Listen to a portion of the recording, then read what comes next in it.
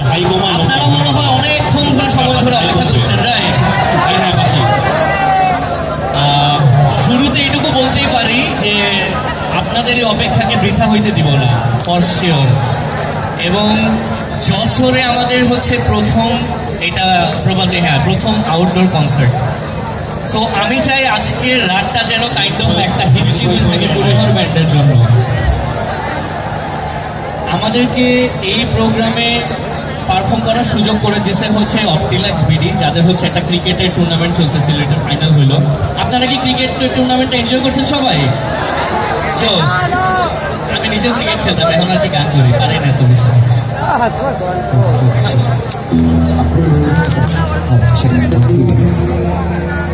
এটা সাউন্ড আছে।